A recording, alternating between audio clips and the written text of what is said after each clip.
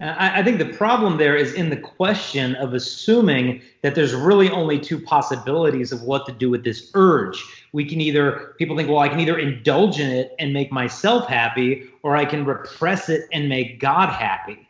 But look, indulgence is not going to bring you joy and freedom, and repression does not bring God any glory.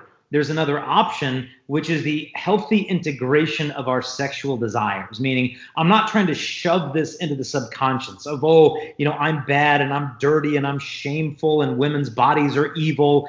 That's going to lead to this neurotic attitude towards human sexuality that's very unhealthy, and it's just going to explode at some point. But then the other extreme is like, well, I need an outlet. I need an outlet.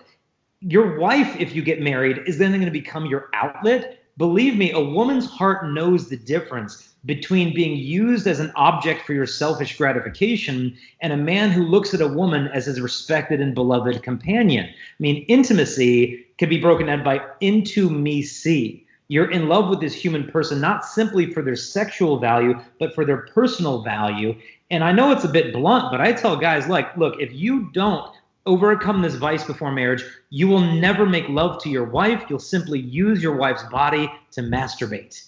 This is not making love as God intended. And a woman's heart knows the difference. I mean, John Paul II said that in the beginning, because Adam's heart was pure, Eve enjoyed all of the peace of the interior gaze. And what that means is that she had peace in the way that a man looked at her. Because women know if they're being looked at as a piece of meat, or if they're being looked at as a daughter of the King of Heaven who possesses human dignity. And if a man cannot look at her in that fashion, and this does not mean that you're devoid of all sexual passion, if I look at you purely as God's daughter. No, it can be sexually arousing and enticing, and all that is healthy and good. But if we don't know how to order these things rightly, then the marriage is going to suffer greatly. And you might think, well, at least I'm not actually doing it. It doesn't affect anybody else. It affects the entire world that men are not becoming the men that they ought to be. I mean, culture is being emasculated on a pandemic level. Thomas Aquinas said his definition of effeminacy. Now, this is not the definition of femininity or the definition of homosexuality. This is his definition of effeminacy, you're being emasculated. He said it is the unwillingness of a man to let go of what is pleasurable to him in order to pursue what is arduous and difficult. Now, this is what porn does to a guy. It makes him not want to let go of what is pleasurable in order to do what is arduous and difficult. And so you have an emasculated culture right now. And what comes from this is girls thinking, well, I guess I need to be like a porn star if I'm going to get a guy's attention. And so the women start watching the junk out of like, well, what do I need to look like, and who do I need to be, and what do I need to do? But the women were never created to be porn. They were created to be loved.